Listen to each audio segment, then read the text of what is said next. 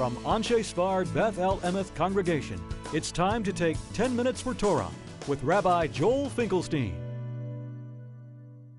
Welcome to our discussion of Parshat Pinechas, Pinechas' achievements. I'd like to thank the Andrew Sigel for sponsoring this webcast in memory of her beloved husband, Andrew Sigel, of blessed memory, Alav Shalom. His yurtzeit is the 19th of Tammuz. May his memory be a blessing and Neshama have an aliyah. Pinechas. Torah makes such a tremendous fuss about Pinechas. Tenlot Brishi Shalom is going to be a covenant of peace. Just with one person, he has a whole covenant of peace, just with him.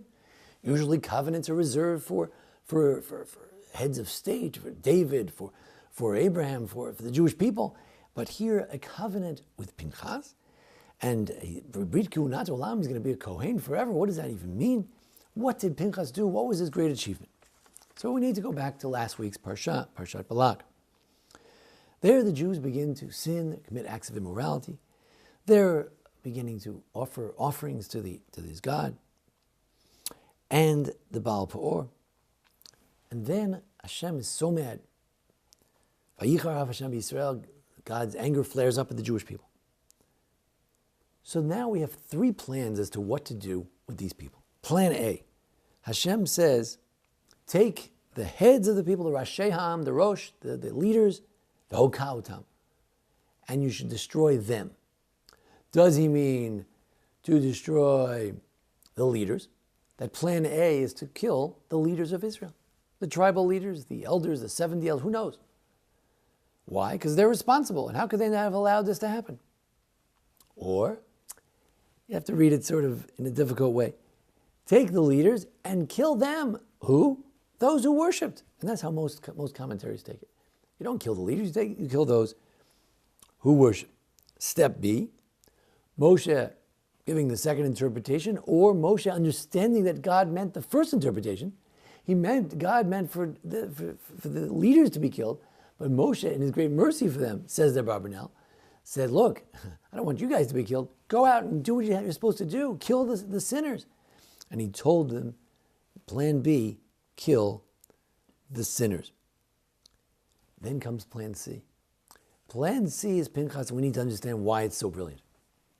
Plan C, instead of killing all the leaders, instead of killing all the sinners, one act, killing one person, achieves a Brit Shalom, a covenant of peace. Peace! This is the most violent act in all of Chumash, perhaps. And this receives a covenant of peace. He gets the peace prize for killing someone? What is this great achievement here? So we need to realize there were two elements here. One was the element of idolatry. One was the element of immorality. There were two elements of the failure of the Jewish people. There was one of leadership and one of the followership of the nation itself. Pinechas, with his one act, he covered all the grounds. He killed the Zimri, who was probably in an act of immorality, and this woman, this Bat Kazbi Batsur, who was engaged in an act probably more related to the idolatry. He killed a leader because Zimri was a leader of this tribe of Shimon, just like Moshe, or perhaps God, had said to kill a leader. He didn't kill all the leaders, he killed one. And whereas the feeling was that the nation had joined in this effort to go down to licentiousness, Pinechas represents, on the one hand, better leadership. If Zimri represents failed leadership, Pinechas represents new, fresh, good leadership. Pinechas is also every man. I mean, who is Pinechas? Before this, he's not even a Kohen. Who Pinechas is? No one. Pinechas is everyone. Pinechas represents everyone, and he comes as everyone. He comes and he saves the day. This one act saved thousands of lives, because it could have been that all the leaders would have had to have been killed. It could have been that all those who sinned would have to be killed. And it's true. There was a tremendous plague, killed 24,000 people, but that's apparently a lot less than would have died had plan A or B taken place, where the nation would have been killed for all the people who were involved in this idolatry and particularly immorality. There are times when one decisive act, violent as it may be, does more to save lives than all the peace in the world. Sometimes a person makes various peace efforts, makes various appeasements, and they bring tremendous death, destruction. Perhaps Chamberlain, the most famous among them. And at times, a person can take a decisive act, violent as it may be. And of course, Pinechas cannot be replicated. This is not something that we can try at home. Pinechas, an unusual circumstance, just how he could do this without exact divine approval wasn't exactly clear. He had a tradition that he could do this in this particular circumstance. Kanayim pogimbo. We have to be very careful how we use this. But there is an idea that somehow in this case, very unique case, he was able to achieve something with, yes, a violent act, which ultimately led to the stoppage of the bleeding and of the dying, and perhaps of the attack against all of the Jewish people, for all being involved or not standing up as he did for everyone else. Pinechas is an example, counterexample of bad leadership. He's the good leader.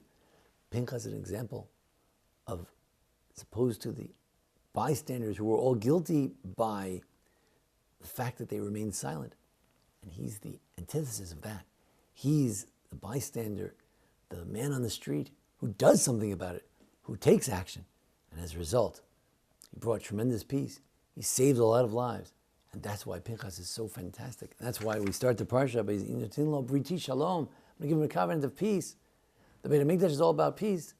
Yes, in the Beit HaMikdash, there are animals that are sacrificed. But the Beit HaMikdash is a place free from death. Beit HaMikdash is a place where there's no murder. If someone needs to be assassinated,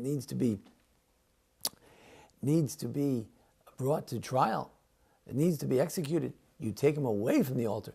The altar is not a place of death.